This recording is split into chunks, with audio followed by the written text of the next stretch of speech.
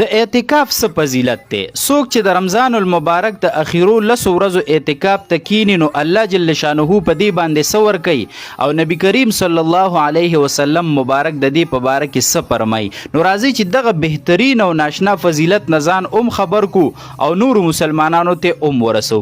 ګوره جی اول په دې خبره باندې ځان پوي که چې اعتکاف وایي څه ته. نو د اعتکاف لفظي معنی ده په یو ځای کې ایسارېدل، دا د دې لفظي معنی ده. او د شریعت په ژبه کې اعتکاف دی ته وایي چې یو سړی په داسې مسجد کې کینی چې هغې کې 15 وخته مونځ جمع سره کېږي او سره د نیت نه د الله د رضا دپاره کینی، نو دې ته څه ویلی شي جي؟ دې ته اعتکاف ویلی شي.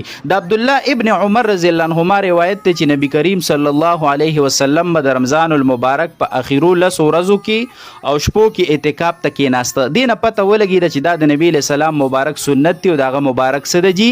طریقه ده.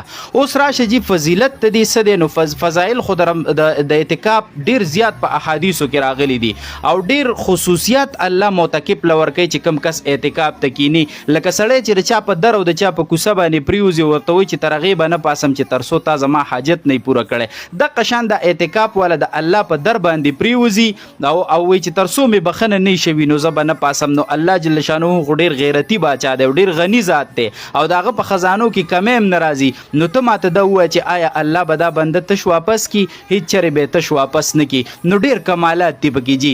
اول نمبر حدیث چې د دې په فضیلت کې کم راځي نو حضرت حسین ابن علی رضی الله عنهما هغه مبارک فرمایي چې نبی کریم صلی الله علیه وسلم او فرمایل من اعتکف 10 فی رمضان، څوک چې په رمضان کې د رمضان د اخیرو 10 ورځو اعتکاف وکي نو کان که حجتین و عمرتین، دا داسې دی لکه 2 حجونه او 2 عمرې چې د وکړي. د 2 حجونو د 2 عمرو ثواب دته د 10 ورځو په اعتکاف ملاویږي. سبحان الله، څومره بهترین فضیلت دی چې الله جل شانه په دې باندې ورکوي. چاته الله موقع ورکړي، چاته الله صحت ورکړي، نو دا یو بهترینه موقع روانه ده. د مرګ او د ژوند هیڅ پته نه لګي چې زمونږ او ستاسو مرګ کله راځي. د رمضان اختر ته رسو که نه رسو، د رمضان نه پس بل رمضان ته رسو که نه رسو، نو چې دا فضیلت نه موږ او تاسو محروم پاتې نه شو. بل حدیث مبارک کې راځي چې څوک یو ورځ اعتکاف د الله د رضا دپاره وکړي. دې خبرې ته سوچ کوه، یو ورځ اعتکاف نو دا به الله 3 خندقه د جهنم نه لري کی. څومره 3 خندقه به الله د جهنم نه لري کوي. حدیث مبارک کې خافقین لفظ راغلی. خافقین چې کوم د 2 معنی علما کې یو دا چې د دې فاصله دومره ده لکه د مشرق نه تر مغرب پورې، دومره به الله د جهنم نه لري کی. او دویمه معنی دا ده لکه د اسمان نه د ځمکې پورې، دومره به د الله د جهنم نه سکی لري کی. دا د یو ورځ اعتکاف اجر دی. نو چې به د 10 ورځې اعتکاف وکړي نو د جهنم نه به د دې معتکف او د جهنم په منځ کې به څومره فاصله پیدا شي. الله دا فضیلتونه زمونږ نصیب کړي او موږ ته د الله توفیق راکړي. څوک چې کینی هغې نه د الله قبول کړي. اعتکاف والا چې په مسجد کې ناست نو ده ته بهرني ټول ثوابونه الله په مفتو کې ورکوي. د ګناه نه خو محفوظ شو ځکه په مسجد کې ناست دی، خو بهر چې کوم نیک عملونه خلک کوي، که د مریض تپوس کوي، که جنازه کوي، که بهر کم د نیکۍ کارونه دي، که نه صدقات کوي وغیره خیراتونه، هغه ثوابونه دې معتکف له چې په جومات کې ناست دی په مفتو کې الله دله هغه ثوابونه ورکوي. او په مسجد کې چې کوم دی د خوب عبادت، د خوراک عبادت چې کله دا عبس او د ګناه او فضول کارونه نه کوي نو د دې معتکف هر څه په عبادت کې راځي. نو دا څومره د بهترینه خبره ده. د اعتکاف اهتمام وکړو، د اوس نو ته نیت او اراده او تیاری وکړو او بیا اخه بهترینې طریقې سره چې کوم دی هغې ته کینو. الله جل شانه دی ټول امت مسلمه ته توفیق ورکړي. د اعتکاف نیت بس څنګه کې؟ په کوم ورځ به کینې، د څه ټایم نه به کینې، او په څنګه مسجد کې اعتکاف صحیح دی او په څنګه مسجد کې اعتکاف صحیح نه دی. د اعتکاف متعلق دا څو ضروري مسایل را سره واورئ. ګوره جی اول مسله دا ده چې په هغه مسجد کې به اعتکاف ته کینې چې په کم کې 15 وخته جمع سره مونځ کیږي.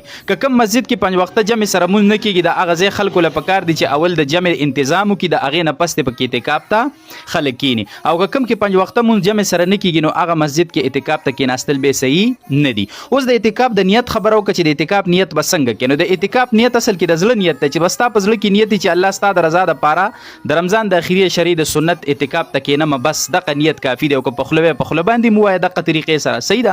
او څه ټایم به کینې نو ګوره شلم رمضان چې دی شلمه روژه نو د نور د پریوتو نه مخکې چې ته جومات ته دننه شي او نیت وکړي، یا د دننه کېدو په ټایم کې یا جومات ته دننه شي او نیت یې وکړو، د نور د پریوتو نه مخکې که نور پریوتو د هغې نه یو سړی پس دننه کېدو نیت یې کوو نو بیا به اعتکاف صحیح نه وي. بل دا چې د مسجد حدود کم دي چې دا معتکف هغې پورې ګرځېدی هم شي او کېناستی هم شي او سملاستې هم شي او خوراک هم کولی شي. نو د مسجد حدود داري چې تر کومې پورې مونځ کیږي، مونځ چې په کوم ځای کې کیږي دا مسجد دی. ښه د پیزار ځای به مسجد نه وي، د لامبلو ځای د اودسونو ځای د چارندام ځای دا به ګورئ مسجد نه وي.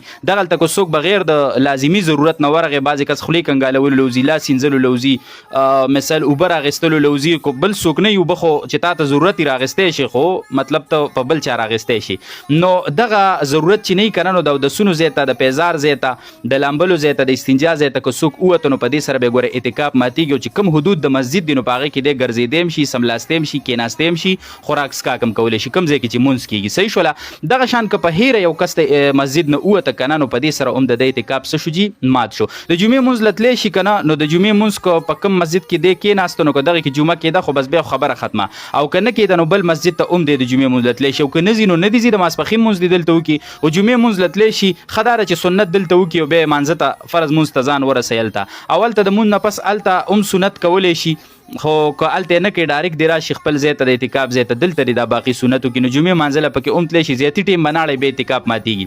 صحیح شوله. او بله دا ده که اعتکاف کې د چا روژه ماته شوه که نه، نو دا یاد ساته چې دې سره اعتکاف هم څه شو مات شو. بعضې کس بیمار شي یا څه نو روژه ماته کړي نو دې سره به اعتکاف هم ماتېږي. اعتکاف بغیر د روژې نه سنت او واجب اعتکاف نه کېږي. نوکان کټ کوي، ویښته کټ کوي، څادر دې ځان ته ویړ کړي په مسجد کې، دا کولی شي. او خوراک دې په هر ځای کې کولی شي، که ځان له کوي او که نه نورو کسانو سره کینی، خو مسجد کې دننه. او دغه شان خوراک که دله راځي نه که نه ضرورت وي نو دی هوټل ته هم تلی شي، کور ته هم تلی شي، که څوک د راوړو نه یو څه انتظام نه وي نو خوراک له تلی شي. دغه شان د قضای حاجت دپاره وتل، صحیح شوله که نه، او نو دا وتلی شي. د جایز ضرورت او د فرض ضرورت نه علاوه که دی ووته نو ګوره اعتکاف یې خرابېږي. جومات کې پردې لګول نو دا لازمي نه دي، خو د دې دپاره ښې دي چې خلکو ته پته لګي چې دلته اعتکاف والا ناست دي، هغوی پکې آرام کوي یا کپړې بدله یا څه یا څه، نو د دغې دپاره خیر دی. د فرض غسل نه علاوه که څوک داسې ووتل نو هم دې سره اعتکاف خرابېږي. او د ضرورت خبرې چې کوم دي نو هغه کولی شي، او غیر ضروري خبرې که څوک سلو کوي او که تیزې کوي نو هغه ګناه ده. او دغه شان د اعتکاف قضا که د چا نه اعتکاف مات شو نو د رمضان نه پس به دې روژه نیسي، بغیر د روژې نه نه، روژه به نیسي او د یوې ورځې او د یوې شپې به څه راوړي اعتکاف قضا به راوړي. څوک چې د 10 ورځو 10 شپو، خو نه صحیح خبره دا ده او قوي قول دا دی چې د یوې ورځې او یوې شپې به څه د اعتکاف قضا به راوړي. دا اهم مسایل دي مسلمانانو ورونو. زنانه به اعتکاف ته څنګه کینی، څنګه ځای جوړول پکار دي د هغې دپاره. دغه شان یو زنانه ته که د اعتکاف په حالت کې بیماري راله نو آیا د دې د اعتکاف خراب شه که نه، اعتکاف یې صحیح دی. یو څو ضروري مسلې د زنانو د اعتکاف متعلق هم زده کیږي. ګوره جی، اول مسله داره زنانه چې اعتکاف ته کینی که نه، نو که په کور کې داسې کمره چې هغه فارغه وي نو دغه ټوله کمره هم ځان له د اعتکاف ځای ګرځولی شي، چې د ټوله کمره کې به زما صحیح اعتکاف وي، بس پردې دې پکې نه لګوي. دغه ټوله کمره به د دې د اعتکاف ځای په ټوله کمره کې کېناستل، خوراک کول، سملاستل، دا عبادت کول، دا به د دې دپاره صحیح، دا به جایز وي او په دې به د دې اعتکاف صحیح وي. د دې کمرې نه که بغیر د ضرورت نه راووته نو اعتکاف به ماتېږي. او که نه پوره کمره فارغه نه وي نو د کمرې یو سیټ ته د پردې ولګوي، خو د دې د اعتکاف ځای به د دقه پردو دننه وي. بیا بېکره دقه پردو نه دا د کمرې ته هم راووته بغیر د ضرورت نه، نو بیا به اعتکاف صحیح جي، اعتکاف به ماتي. ښه دا ده چې د اعتکاف ځای سره نږدې باتروم وي چې هغه باتروم ته ورځي، او که نږدې باتروم نه وي نو د قضای حاجت دپاره، د فرض د لازم ضرورت دپاره دا د اعتکاف د ځای نه بهر هم راوتلی شي، بیا به په اعتکاف نه خرابېږي. خو که بغیر د ضرورت نه راووته نو اعتکاف به صحیح خرابېږي. د کور کارونه د اعتکاف په حالت کې دا نشي کولی. ښه هو، که داسې کوي چې د اعتکاف په ځای کې دننه دا مطلب کپړې وینځي یا استري کوي یا نور د کور کار کوي نو کولی شي د اعتکاف په ځای کې دننه. خو اصل خبر دا چې دا خو ناست د عبادت لپاره ده، نو بیا به د دې په ذهن د کور د کار بوج وي چې کپړې به وینځل غواړي، استري کول به غواړي، دا به کول غواړي، نو بیا خو د عبادت هغه فایده به دې ته حاصله نه شي. نو ښه دا ده چې دا فارغه دي ته د کور کارونه پکې ونه کی. او بل دا ده چې د قضای حاجت خبره خو مې ته وکړه چې د هغې دپاره که نږدې باتروم یې هغې ته ځي، او که نه نږدې نه نو بهر ته هم راوتی شي نور کور ته. دغه شان که د اعتکاف په حالت کې د یو زنانه نه خاوند د جما مطالبه وکړه نو د ښځه به چې کوم دی د خاوند خبره نه مني، او نه خاوند له پکار دی چې د جما مطالبه وکړي، ځکه دې سره اعتکاف څه کېږي ماتېږي. اول خو ښځې له پکار نه چې د خاوند د اجازت نه بغیر د اعتکاف ته کینی. صحیح شوله، خاوند په اجازت سره دی کینی، د خاوند د اجازت نه بغیر کېناستل دې دپاره ټیک نه دي. او نو چې په اجازت سره کېناسته نو خاوند د جما مطالبه نه کوي، او که جما د اعتکاف حالت کې وکړم دې سره اعتکاف څه شو جي مات شو. دا مسله ده. بل دا د اعتکاف یو زنانه د حیض او د نفاس حالت کې د نو د اعتکاف ته نشي کېناسته او که پاکه کېناسته او د حیض بیماری را لوندې سره د دې اعتکاف څه شو جی خراب شو. په دې باندې قضا راله، قضا به د اعتکاف څنګه راګرځي؟ نو د رمضان نه پس به یو ورځ روژه ونیسي او یوه شپه او یو ورځ به دا د اعتکاف څه راوړي؟ قضا به راوړي. داسې نه چې 10 شپې او 10 ورځې د اعتکاف قضا په دې باندې لازم شوه، بلکې د یو ورځ او د یو شپې به څه راوړي؟ د اعتکاف قضا به راوړي، خو روژه به ورسره لازمي نیسي.